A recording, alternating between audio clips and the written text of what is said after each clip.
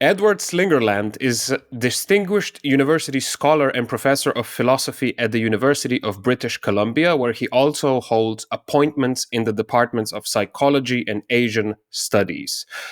Dr. Slingerland is an expert on early Chinese thought, comparative religion, and cognitive science of religion, big data approaches to cultural analysis, cognitive linguistics, and digital humanities. Wow. Whew. Besides numerous academic books, translations, and edited volumes, Professor Slingerland is the author of two best-selling trade books, Trying Not to Try and Drunk, How We Sipped, Danced, and Stumbled Our Way to Civilization, which is what we're going to be talking about today. I gotta say, beautiful cover, by the way. Yeah, I love it. To look at. Professor Slingerland, welcome to Eurotrash. Thanks for having me. First question. If I have a little bit of grandpa's old cough medicine before every interview, will it make my podcast better? Likely. Depends on how strong the cough medicine is.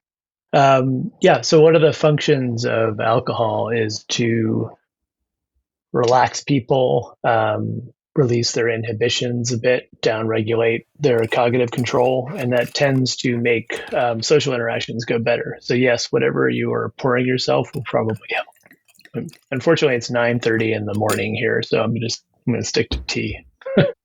I take my guests really seriously. So, na zdravie, Professor. I'm so sorry Cheers. that we can't do this live and that it's 9:30 in the morning. But yeah. Right. Just a little sippy. All right. Let's start big. We know booze is not good for our health. We know we can potentially make absolute idiots of ourselves. When drunk, we know we all have a killer hangover the next day if we go overboard. And yet, despite all of this, we still pick up the glass. Why do we love to get sloshed? Well, the standard story that you'll read in a Psych 101 textbook, the standard scientific explanation, is that our taste for intoxication is an evolutionary mistake. So there's different types of evolutionary mistakes. The most common, I think the standard theory is what I call a hijack theory. So ethanol just happens to trigger a reward network in our brains, and we figured that out. And so we're just like rats pushing a lever to get more cocaine or whatever they do in these addiction studies. We keep triggering it, even though we know consciously it's not good for us. We know it has bad effects. It's purely a mistake that this makes us feel good. There's also various mismatch theories out there. So there are some theories that a taste for alcohol may have been adaptive in the evolutionary past, but it's not now. So the analogy here would be like our taste for junk food. So we have this taste for sugar and fat. Whenever we get access to sugar and fat, we have a tendency to indulge in it. That was actually very adaptive for almost all of our evolutionary history because sugar and fat were hard to get, and you should indulge when you can. It only becomes harmful and problematic relatively recently in modern industrial societies where we have too much sugar and fat at our disposal, and it leads to diabetes and obesity and all these problems. So there's vices that we have, like our taste for junk food, which are definitely mismatch mistakes. They were adaptive, and very recently they became maladaptive. There are definitely examples of evolutionary hijacks. So I started the book with the most dramatic and obvious hijack, which is masturbation or any type of non-reproductive sex, where we're getting this reward, the orgasms, the biggest carrot that evolution has, and it gives it to us in return for doing the thing it most wants us to do, which is pass on copies of our genes. So the adaptive target is reproductive sex. But humans and other species have figured out they can get the reward in lots of wildly non-reproductive ways. And so you've got these evolutionary hijacks, you have evolutionary mistakes. In the case of hijacks, it's relatively costless. So evolution doesn't care about perfect Evolution is just concerned with something that works well enough. And so the system where we get this reward, we get this orgasm, um, seems to involve and lead to enough reproduction that we're here to talk about it. It's a sloppy Okay, so even system, but it though seems to we work. love to masturbate, evolution doesn't care because we're still making babies. Is that We're how it still works? doing that often enough. Yeah. It's a costless behavior. It doesn't Often take very enough. All long. right. It's not physiologically damaging, despite what you may have learned in school. It doesn't make you go blind or give you hairy palms. Yeah, I went. I Um, did go to Bible school, so it was a different story yes. there. Okay. Yeah. Yeah. They told you something different. Junk food is actually really dangerous and harmful. But it's a very recent problem, and it's still geographically limited. So today there's still plenty of places in the world where it's hard to get enough sugar and fat, where calories are a problem. So evolution hasn't had time to worry about that problem. In the case of alcohol, what I'm arguing in drunk is that neither of these type of mistake stories can be right. And that's because the taste, unlike junk food, the taste for alcohol has been with us forever, as far as we know as a species. It's ubiquitous, so you see it everywhere, and see it throughout history. So it's an ancient problem. It's also incredibly costly. So it's up there with junk food in terms of, it's probably worse than junk food in terms of the damage it does to our bodies. So it harms our liver, increases our cancer risk, leads to hangovers when indulged in, as you note. So given the high cost of alcohol and the fact that we've been producing and consuming it everywhere in the world for as long as we know, something else has to be going on, because evolution would fix this problem if it really were just a mistake. And so the central theme of drunk is that it's not an evolutionary mistake that we have a taste for intoxicants. These intoxicants are actually serving certain functions for us.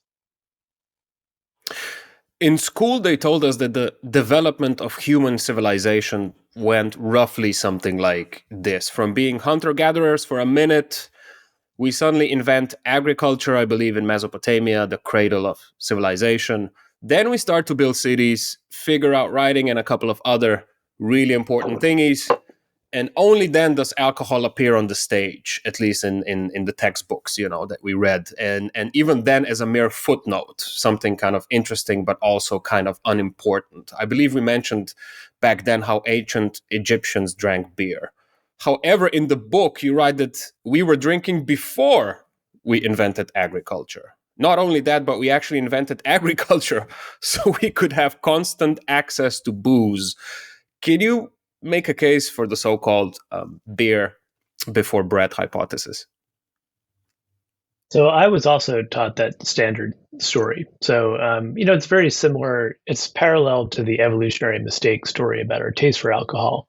So our taste for alcohol is supposedly an evolutionary mistake, and then we're also told that our production of alcohol is a kind of historical mistake. So we invented agriculture, we had some leftover grain, we left it sitting around with some water and it fermented, and we kind of figured out as a byproduct how to make alcohol. The problem with this story, and this surprised me, so I didn't know about this actually before I started writing the book, but there's a movement in archaeology that has been arguing if you the standard story can't explain the patterns we see when we look to pre-agricultural societies. And so one example that I talk about in the book is Göbekli Tepe, the site in modern day Turkey, In Turkey, right? Yeah. where yeah, hunter gatherers are coming together. There's no agriculture. It's thousands of years before agriculture, building this monumental religious architecture. So these huge stone stelae with carvings on them, and then having these blowout parties. Essentially, they're feasting. We have the remains of bones of gazelles and other animals, and they're drinking something. So we have these big vats that were holding some kind of liquid. And we don't actually have direct chemical residue evidence from this particular site that they were drinking beer, but we do know that beer was being made in the region. We know that as far as 13,000 years ago, we have direct chemical evidence of beer production. So they were drinking beer. They were drinking it. They weren't drinking water out of these huge vats. and possibly hallucinogen laced beer, because we know they were doing that in this region at that time. So, what it seems like is that you've got hunter gatherers coming together and starting to settle down, so starting to be more sedentary, motivated by the desire to produce beer, not bread, because they're not using grain for bread yet. And this pattern was also revealing, as you see the same pattern in other parts of the world. So agriculture arose independently in many places around the world. In South America, the first main important domesticated crop is maize or corn, and it's descended from this wild ancestor called teosinte. And what's revealing is that if you were looking for a food source, you would ignore teosinte. It's got very small grains. It's pretty useless for making food, but it's got this sugary, starchy stalk that you can make beer out of. And they still make this beverage called chicha out of maize. Yeah. So it's pretty clear that whoever focused on teosinte, started cultivating it, started trying to make it more productive, was doing it because they were making chicha. They were making beer out of it, not making tortillas. North America, the first cultivated crop is tobacco, and tobacco that was grown with various hallucinogenic substances that it was mixed with to form an intoxicant. So when all over the world, it seems like the first domesticated crops were chosen for their psychoactive properties. They were chosen So because even they the would get us cultures that high didn't or have drunk. alcohol, they found another way to get kind of high or smashed. Yeah, yeah. You see this. So, Nice. in North America, unusually, they don't have alcohol. It's one of the few places in the world where they didn't Yeah. have alcohol. And instead, they substitute very powerful tobacco, so much stronger than the stuff we get now in a tobacco store, um, laced with various hallucinogens. And they used it in precisely the same way that alcohol is used. They would smoke it before important meetings or anytime they had to figure something out. So it's revealing to me. So two things. One is that it's the taste for intoxication that drove us to start civilization in the first place. So there's a very literal sense in which intoxication led to civilization. Um, and also, it's very revealing that in the few places where they don't have alcohol, some other chemical intoxicant is used for exactly the same purposes. So in North America, it was this hallucinogen laced tobacco. In parts of the Pacific where they don't have alcohol, it's kava, this intoxicant that's made from this root. And so that suggests that alcohol is serving this very important functional niche. And it's so important that when alcohol is not there, you have to fill it with some other intoxicant. So, By the way, is there any evidence that other hominids drank? Like, did Neanderthals find a way to get messed up? yeah, we don't have any evidence of that. It's not impossible. They were pretty sophisticated. They were tool users. Their brains were probably not that different from ours, but we don't have any evidence of that. There's some indirect evidence that they may have been using psychedelics, so they may have been using mind-altering plants, but it's very indirect evidence. So now, as far as we know, it's Homo sapiens who really start producing and consuming alcohol in a very serious way tens of thousands of years ago. We have indirect evidence 20,000 years ago, and it's probably earlier than that. Isn't there some theory, I might have it quite wrong here, but that this cognitive revolution in Homo sapiens happened due to use of intoxicants or I know it wasn't mushrooms or something. Is there any credence Yeah, to yeah, that theory? yeah. I'm spacing on this guy's name right now. Yuval Terence Harari, I think it is. McKenna. No, No, no. He's relying he on somebody mentions it in else's his work. book. Yeah. Yeah, it's actually somebody else's theory. All right. McKenna, I think. I don't know why I'm spacing on his name, but yeah, this is the so-called stoned ape hypothesis that taking mushrooms, led to this rewiring of our brains that caused us to be able to have language and all this other stuff. I don't buy it. It's based on a kind of Lamarckian evolutionary story. So it's somehow taking mushrooms may change your brain. It's not going to change your kid's brain, right? Because they're just going to get the same brain you had because genes don't pass on acquired traits, like something that happens when you take mushrooms. So I don't think it makes sense in terms of the way evolution works. But what I think does make sense is the idea, and this is something that Michael Pollan has argued in his book, How to Change Your Mind, that psychedelics were probably really important in the early stages of civilization because they by in the same way alcohol does, it depatterns your brain. It allows parts of your brain. It allows a lot of crosstalk that doesn't normally happen in your brain, and that leads you to come up with new ideas. New and a lot of them. He compares it. I like his analogy. He compares it to a mutagen in genetic evolution. So genetic evolution can only work because there are mutations, right? You get genes changing. Most mutations are bad, neutral or bad, but every once in a while you get one that's good, and that's how genetic evolution progresses. He argues that for cultural evolution, psychedelics are doing the same thing. They're scrambling up your brain. They're causing you to come up with these really weird new combinations of ideas. Most of the time, it's garbage, right? Most of the time, the stuff you write I can down, the attest to insights that, you have. unfortunately. Yes. Yeah. I Yeah. made So some I talk in notes the when book I about, yeah, exactly. Yeah, yeah. A friend of mine, let's call it a friend of mine, did some psychedelics, and then he made yeah. notes. It wasn't me. right. And then Yeah. I thought it was kind of it's going to be the new War and Peace. I'm the new Tolstoy, Yeah. and then Yeah. I read it the next Yeah. day, and I, suffice to say that I'm not the new Tolstoy. Yes. Not Yeah. even No, the new in Dan the book Brown. I talk about, yeah, not even the new Dan Brown. I wrote an essay called that proved definitively that truth is the color blue. And it was about 20 pages long and it had diagrams in it. And I was sure that I was a grad student at the time. I was sure that this is it. This is my dissertation. And they're not only going to just pass me right away, but they'll give me a full professorship at Stanford because I figured out the most important thing in the universe. And then I read it the next morning and I was like, yeah, okay. I will not turn Sounds that into like my the advisor. Hitchhiker's Guide to the Galaxy. The number Yeah, right, 42. I don't right. know if you. Yeah, right. Yeah, yeah. Awesome. So it's mostly garbage, just in the same way that most genetic mutations are harmful or useless.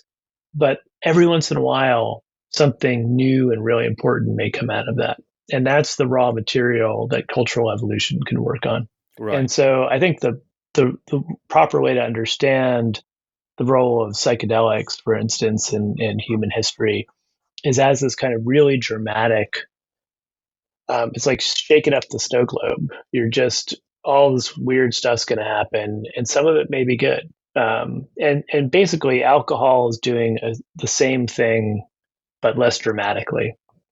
Mm. And so you're going to get less creative insights because they're not your brain isn't as wildly depatterned as it is with psychedelics.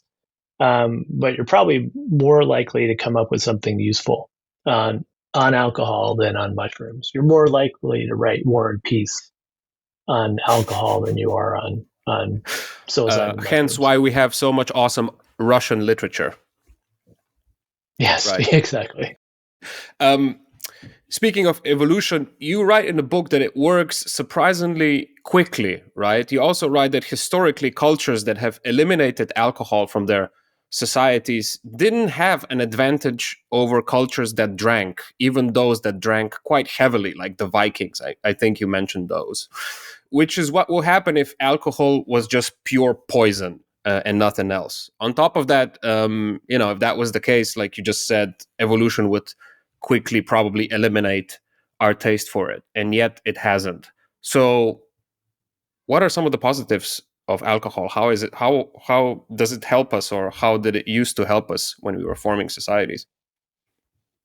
So to understand the functions of alcohol, you have to understand the human ecological niche.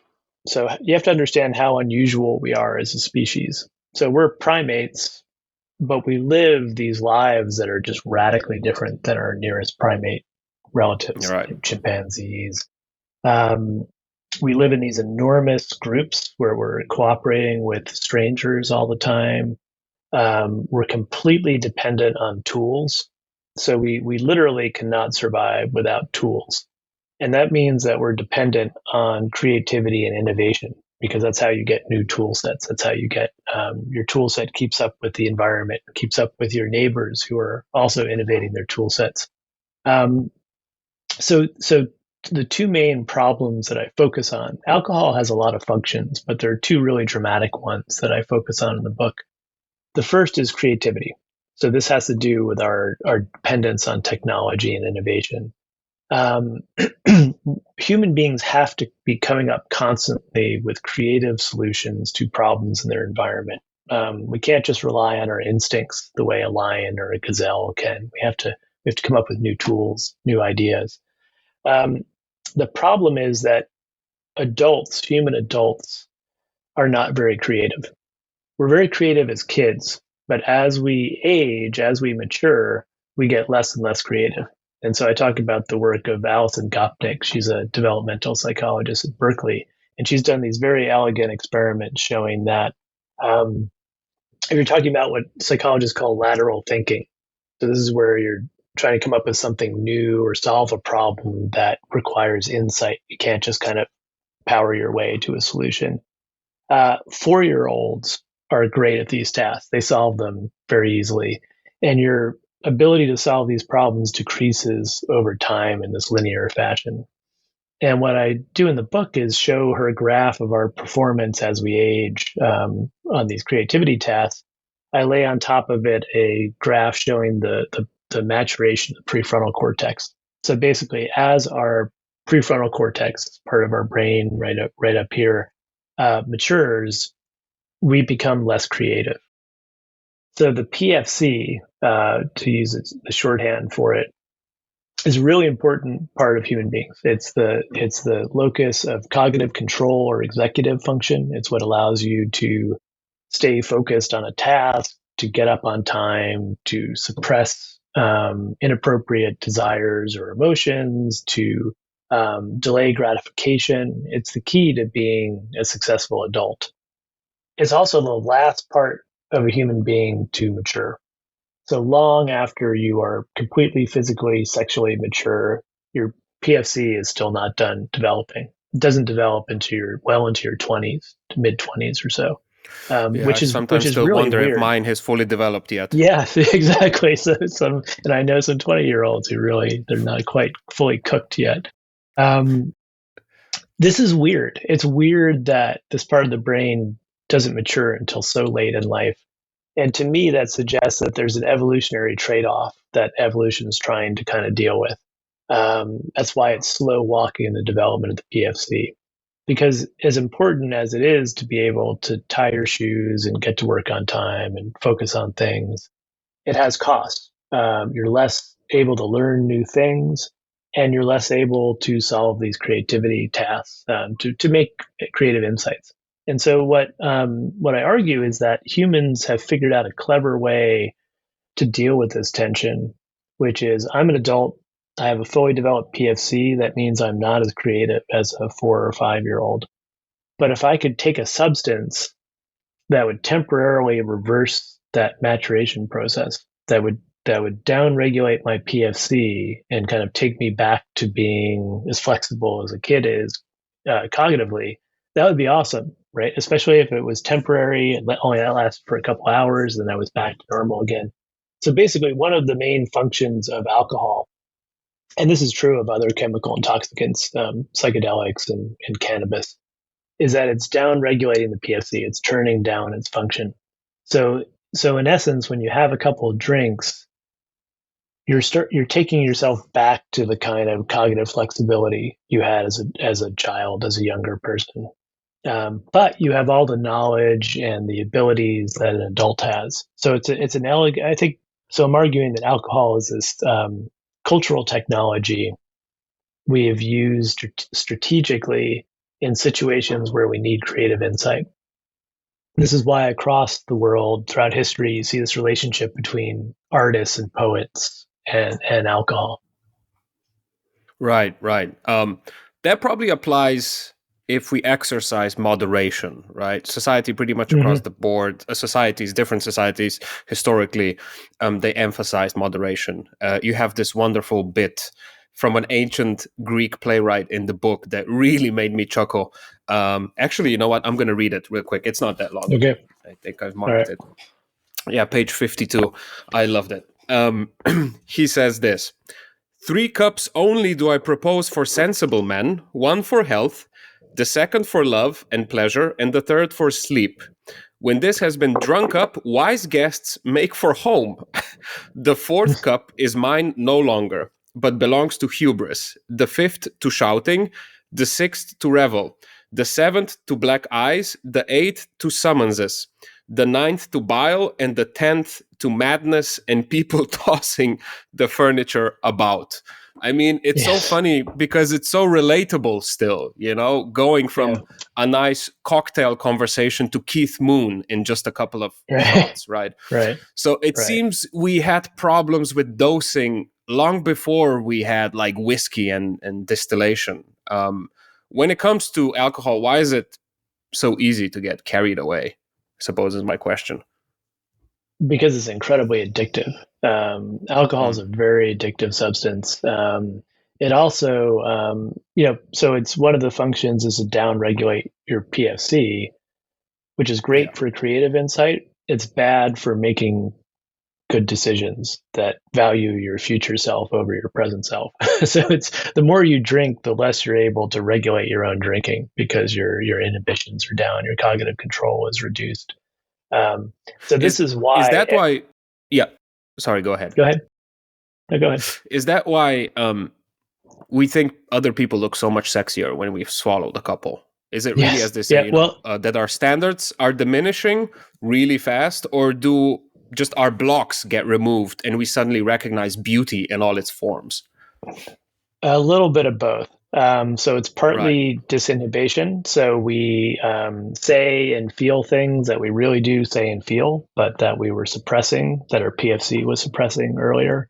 But also, the idea of beer goggles is a real thing. So the I've other never main heard this effect. expression before. Oh yeah, in English, it's a very common phrase. Right.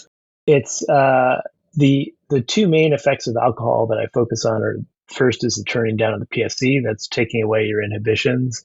The other is it's ramping up these feel good chemicals in our body, serotonin, endorphins. Um, these are making us feel better about ourselves.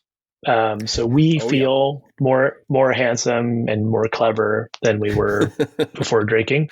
Um, but we also feel better about other people because these are pro-social chemicals. They make us like other people more. They make us bond with other people more. So it's a combination of it's both reducing inhibitions and and essentially creating new feelings in a way because it's ramping up these feel good chemicals in our body. And so this has to do with the second main function of alcohol, which is to enhance social bonding.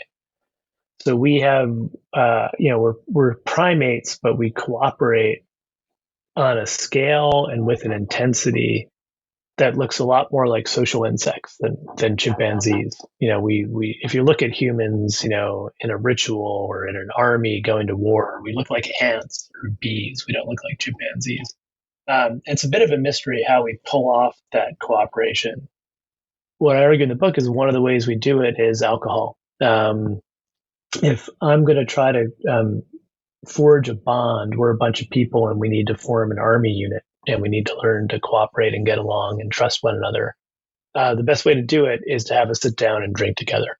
Because when you drink with someone, in a way, it's a truth serum. So, the Greeks and Romans believe, in vino veritas, there's truth in wine. Truth and wine.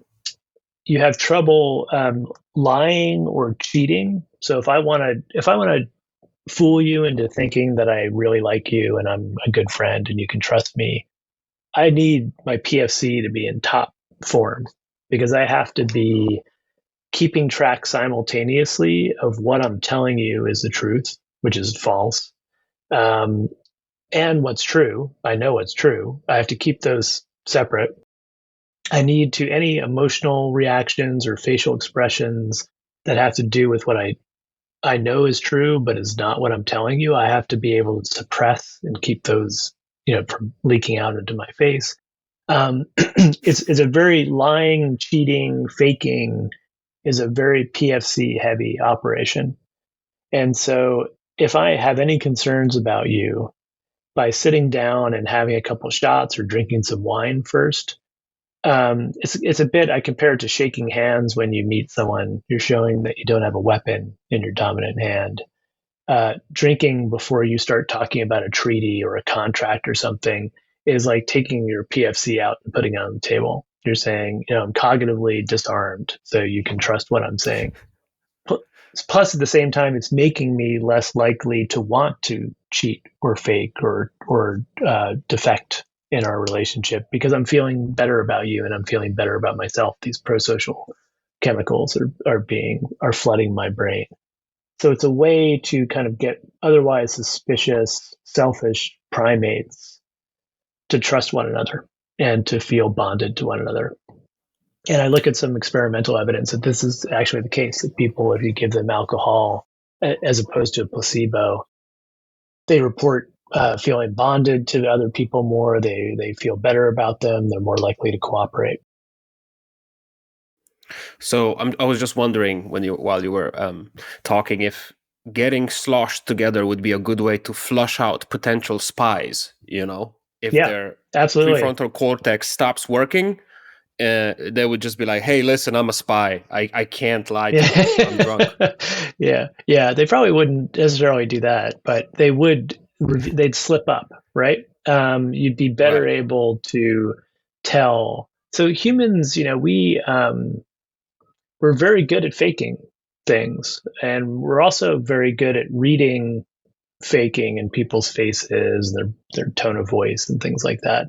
So I argue in the book our ability to detect lies and our ability to lie are so amazing that they've got to be the result of kind of runaway selection. So this is when there's an evolutionary arms race and you develop these abilities that are stupidly sophisticated. They're needlessly powerful. So a good example of this is gazelles and lions or cheetahs.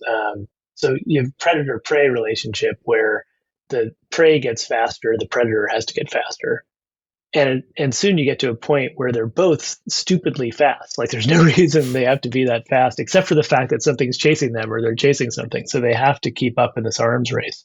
I think that's what's happened with human ability to detect and fake emotions and sincerity and things like that. So we're constantly worried about people who are faking commitment to us in order to take advantage of us. And we use things like facial expressions, tone of voice to figure out who's sincere and who's not. Hmm. In this arms race, cultures are not neutral bystanders. Cultures want the cheater detectors to win because they want us to be able to cooperate. And so that's alcohol is a way to kind of Right. if you want to think about a cheetah and a gazelle, it's like giving the cheetah a motorcycle, something to make it faster and to slow the gazelle down. It wants the cheater detectors to win, and alcohol is a way to do that. And so that's precisely why I talk about how alcohol is used in business meetings. It's used at treaty meetings. Um, there's a anecdote that Stalin supposedly, if he suspected one of his underlings of maybe being disloyal, would bring them to his house and make them drink a bottle of vodka, and he'd just watch them. And he I just was read down regulating his the PFC. biography, and yeah, and there they claim that he organized these crazy drinking marathons with all Hmm. of his underlings, and then he was just observing them, But he in wouldn't a drink, right? sadistic So kind of. No, he wouldn't drink. yeah, Yeah, right. He yeah, was just yeah. He just observing watched them them making drink. fools out of themselves. Yeah, exactly.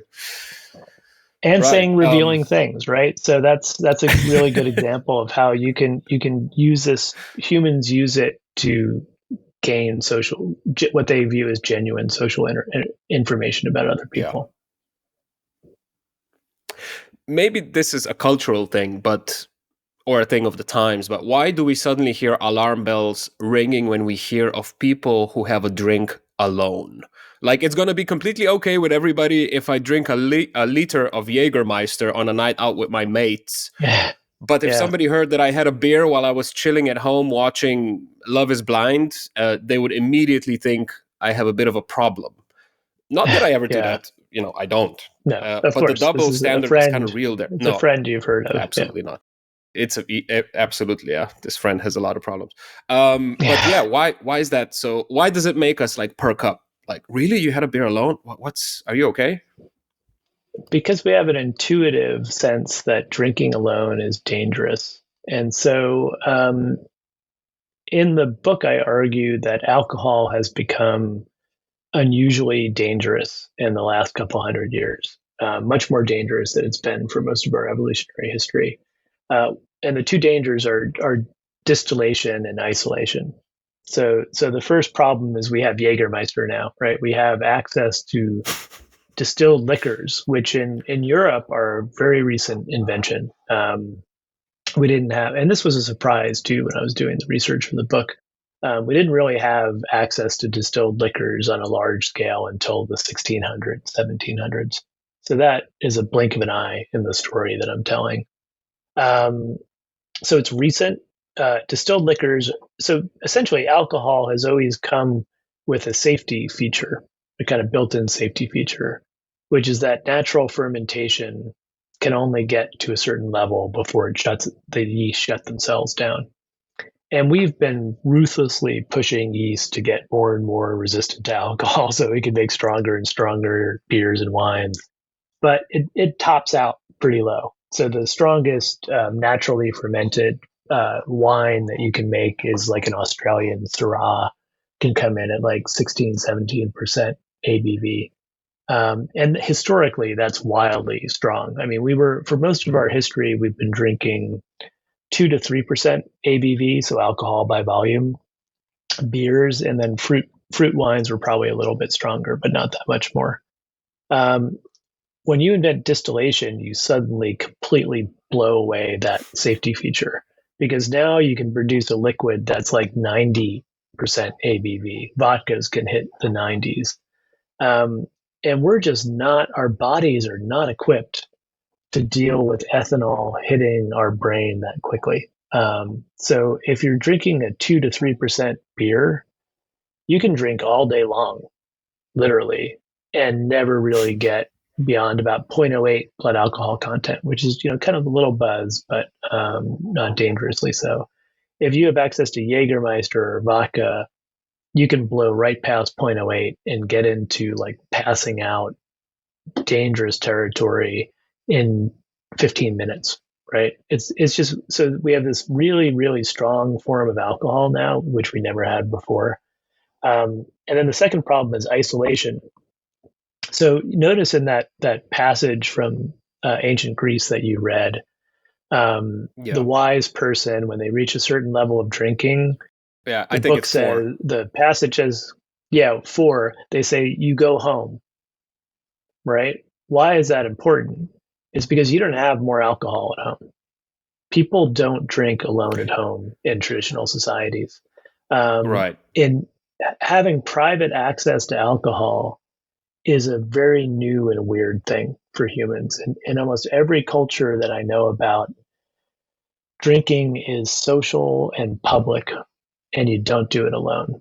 You don't have access to alcohol outside of a social situation.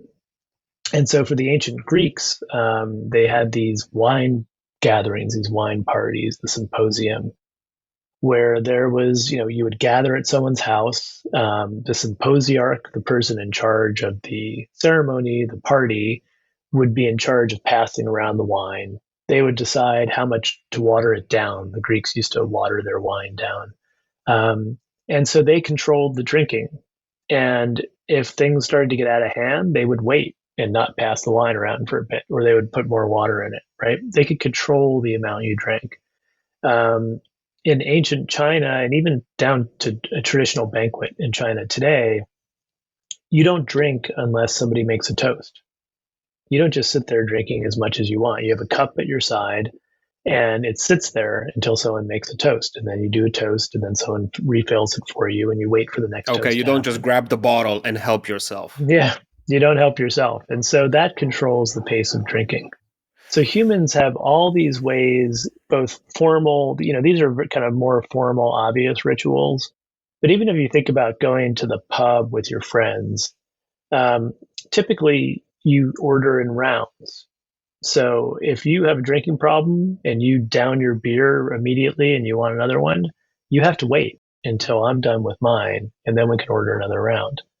Um, if you're drinking too much, the bartender or the cocktail server may not make eye contact with you. They may walk by and not fill your drink order because they think you had too much. We have all these ways, both formal and informal ways, of regulating each other's drinking when we're drinking together. I talk about this anthropologist who studied drinking, and I think it was Norway, in the most informal situation you can imagine, which is a house party. So just kids, Yeah. teenagers going to somebody's house and getting drunk. Oh, But I the have some anthropologist horrible noted, memories of that. Yeah. Please continue. okay, but the anthropologist pointed out, at least in Norway, there was a very strong norm that you don't go throw away or recycle your bottles. If you finish a bottle, it goes next to you at your seat. So it's like a visible sign of how much you've drunk, and everyone can see it. And so there's a way of signaling how much you've had to drink to other people that's going to be at least subconsciously restraining you a bit. We have all these subtle cues we use, over the dinner table where, whatever you're drinking at your girlfriend's house or something, and you go to reach for the wine and pour yourself another glass, and her mom gives you a little look like, you really need that, right? We have all these ways we moderate each other when we're in person. All of that goes out the door when you can sit alone in your apartment in front of the TV and you have endless supply of vodka or Jägermeister or Right. beer. Um, so drinking alone is really dangerous. We're not designed to do it. We've never done it historically, and for a really good reason. And it's because as individuals, it's very difficult to moderate our drinking when we're doing it alone. And you see the extreme form of this happened in the pandemic, right? So it's an interesting natural experiment that you could never get permission to do, but it just happened.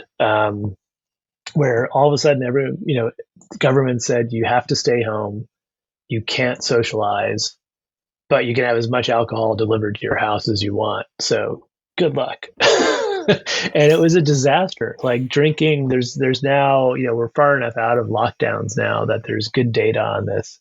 That problem drinking Okay. went through the roof during the pandemic. Makes Alcoholism sense. rates went way up because it's a what happens when you have access to alcohol but not social constraints.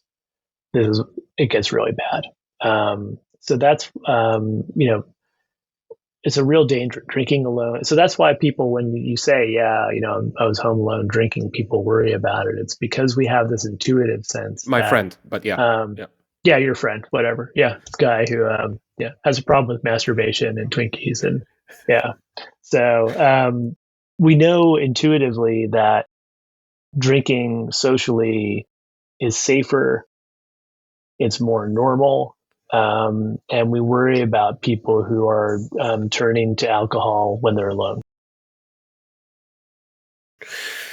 Is there any connection between colder places and alcohol consumption? I'm from Eastern Europe originally, so I'm trying to find any Yeah. sort of justification for our Yeah. general Yeah. affinity to the bottle. I mean, now that you're saying, explaining all of these kind of social break systems, I don't think, at least when I was younger, we didn't have many of those. That's No. why That, I remember my teenage years with a bit of horror. Like, our idea of a good time was, when you were 16 or 17 years old, was to buy the cheapest forms of booze and then get absolutely annihilated every weekend. It yeah. was almost a competition, obligatory vomiting almost. It was Yeah. extremely funny if someone would wet themselves and stuff. Like, I'm surprised all of us are still here. I'm sure it's all got to do something with teenage angst and, being super self-conscious and feeling awkward all the time, and alcohol kind of forgets you. I mean, helps you Yeah. forget about that, but still, there's probably better ways for teenagers to deal with all of that. I wish we didn't do that, Yeah. to be honest. Yeah, not everyone does that. So you come from a particularly unhealthy drinking culture. So culture Why am I not matters. surprised? Yeah, Right. yeah. So in the book I Yeah. talk about what anthropologists call northern versus southern drinking cultures. They're talking about Europe, but Eastern Europe is a northern culture in this sense. And so northern drinking cultures, as you say, are about drinking to get drunk. It's typically all men or sometimes all women, but it's not mixed groups. It tends to be, same gender. It's competitive. You're not cool if you don't get really drunk. You have to get really drunk. You're typically drinking distilled liquors, the strongest kind of alcohol you can get Yep. your hands on. It's not in the context of a meal or anything social in that sense. It's a drinking competition. Nope. Um, those are northern cultures. It's forbidden to children, and so then as soon as you can get your hands on it as a teenager, you want to do it because anything you're told is Right. bad that only grown-ups can do, you want to do as soon as possible. So it's a kind of taboo substance. That leads to this kind of really unhealthy drinking. If you can contrast that with southern cultures, so think of like Italy or Spain, and they're typically alcohol. You tend to not drink very much distilled liquors. You're drinking mostly beer and wine. You're drinking it always in the context of a meal, so it's around a meal table, lunch or dinner. Um, Everyone's doing it. It's kids, parents, grandparents. Everybody's at the dinner table. Everyone's drinking. So the kids are drinking. They're given wine, watered down, just to feel like they're part of the group. um, Drinking to the point of becoming visibly drunk is shameful. It's something a grown up doesn't do. So you restrain yourself, and you're helped to restrain yourself because you're drinking weaker forms of alcohol. You're doing it with food, and the other thing is you don't drink away from the meal table. So I remember. So my ex-wife is half Italian, and we spent a lot of time in Italy. And my first time visiting her family in Italy, we had this wonderful meal with this amazing Italian wine. I love Italian wine, Yeah. much better than anything I could get in Canada. And so we finished dinner, and I poured myself another glass to take up to my room because I wanted to take notes on it and really savor it. And I remember, pouring myself another glass and standing up from the table and walking away with it, and everyone looking at me like, "The fuck are you doing? Like, what are you doing? Are you an alcoholic? Why would you take wine to your room? Like, you don't drink away from the meal table. It's weird." Um, all of that, helps people to drink more safely, right? And you see this in the statistics because um, Italy, for instance, has I think the highest per capita alcohol consumption in Europe, but they have, I think, the lowest alcoholism rates. So a lot of alcohol Yeah. drinking, very low alcoholism. Places like Russia or the UK and these northern drinking cultures don't drink as much per capita, but they have very high alcoholism levels. And to me, that suggests there's probably not. Actually, we know it's not a genetic difference because we have nice controlled experiments where we have Italians in Italy and Italian Americans, so genetically identical people in different cultures. Italians in Italy have low alcoholism rates. Italian Americans have much higher alcoholism rates because they've Mm. adopted this American drinking habits, which come from the northern culture. So culture really matters, and Right. being in Your the right description drinking of culture. Yeah.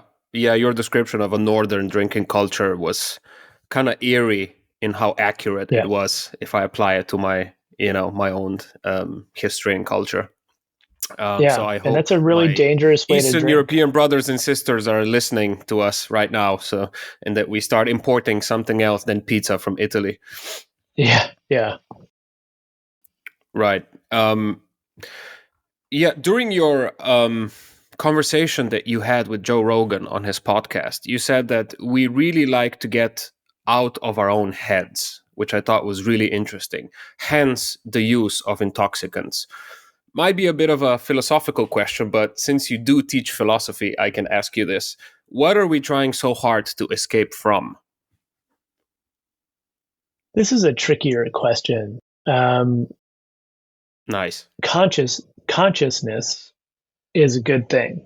So my ability to use my prefrontal cortex to monitor my behavior and tell me if I'm talking for too long, or I we're out of time and I have an appointment I need to get to, or this kind of self surveillance and self regulation that we're engaging in all the time is really important. We need to be successful adults. We need to do this, but it's exhausting.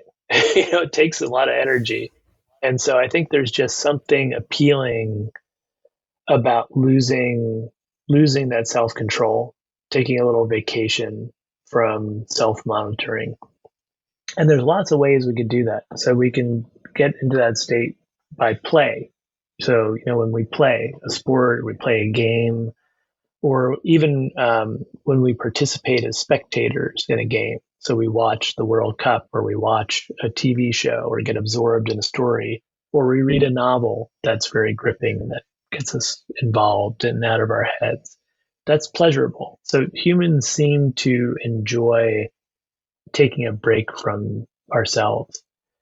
And I think it's probably just a cognitive version of why we like to sit down every once in a while. We just get tired, and it's nice to sit on the couch and rest. I think that having a drink, playing a game, watching TV, going to the theater, these are ways. It's the cognitive equivalent of resting on the couch or lying down for a bit. We're tired of Yeah. running our PFC all the time, and we just want to turn it off. So I think that's part of what's going on. That sounds kind of reassuring. All right, drawing to a close. I'm a big fan of. I gotta ask you this. I'm a big fan of Bohemian characters, especially this type of 19th century trope of an alcoholic artist. I just read about the famous French painter Toulouse-Lautrec, who was not only a very heavy drinker, but invented his own cocktail, which I believe he just mixed cognac and absinthe into a tall glass wine. I think he called it the Earthquake. I Sounds mean, terrible. just watching people like drink in movies. Also, Yeah. I don't know if you've ever seen Mad Men, the TV show, but the best part is just how Don Draper, the protagonist, and his colleagues are just sipping whiskey, Yeah. at every meeting, dressed in suits, like every afternoon. Yeah. Somewhere in the book, you also mentioned one of my favorite movies, The Big Lebowski, I think. I mean, would he be the same without sipping on white Russians all the time? Probably not, right? So what makes Right. just seeing somebody drink in a piece of art so appealing? Well, I think so. These portrayals of artists is just part of this trope where we associate creativity with alcohol or cannabis, and that's not a myth. There's actually a good reason we have that association. So that's part of it. You see these creative types. In the business context, business drinking. In the case of Mad Men, it's partly for creativity, right? Partly they're trying to come up with new ideas. They are in a creative profession. But partly it's the bonding thing. This is why people in businesses that aren't necessarily creative still use alcohol in business functions. It's a way to relax everyone, get them to feel better about each other. So I think it's interesting because part of what I'm arguing against in Drunk is looking at alcohol purely from a medicalized point of view. So our Yeah. public discourse on alcohol is purely medicalized. It's all about its physiological impacts. And if you are looking at alcohol that way, the only safe amount to drink is probably zero, or at least it's not very much. And that's the conclusion of these famous studies that have come out recently in Lancet, this British medical Yeah. journal. And yet, if you look at popular culture, if you look at movies, if you look at literature, if you look at the way real people actually behave in their real lives, we make a role for intoxicants and we enjoy intoxicants. We enjoy characters who are using intoxicants because we recognize implicitly that they play a function in our lives. They help to make humans human. And so I think that the problem is we're not articulate about what those functions are. We know they exist, but we don't think about them consciously. And we probably never sat down and thought, oh, this is why I use alcohol on a first date or something. Why do you, your first date, you don't go and do meth together, right? And you don't even drink coffee or smoke a cigarette. You have a glass of wine. That's not an accident. It's doing something socially important. So the what I hope will happen with drunk is that by laying out explicitly what these functions are and what the adaptive challenges are that they're trying to solve, we'll be more articulate about why and when we use alcohol. We'll be more conscious of the ways in which alcohol use can go sideways, where it can go awry and become dangerous. And then we'll be in a much better position to make an intelligent decision about whether or not we're going to use alcohol, and if so, when and how much. So that's what I'm trying to do, is just articulate why we find intoxicants appealing and we find characters use intoxicants appealing. We need to get more articulate about this. Fantastic. I really recommend everybody this book. Where can people get it? Probably everywhere online, right? Everywhere online, yeah. So there's no German edition yet, Right. which is surprising, but it's in almost every other European language. So awesome. Do you have any social media accounts that you would like to? Where can people follow your work? So my website is just my name, edwardslingerland.com, and that has everything you could possibly want to know about my books and other books and academic work. Nice. So. Nice. The very last, very short question before I let you go. The name of this podcast is Eurotrash, so I have to ask you something even more trashy at the end. What is the most gross alcoholic beverage that you ever had in your life? That I ever had personally? Something that someone called a Long Island iced tea, but seemed to have been just whatever they had their liquor cabinet all poured together over ice with some orange juice added. That was horrific.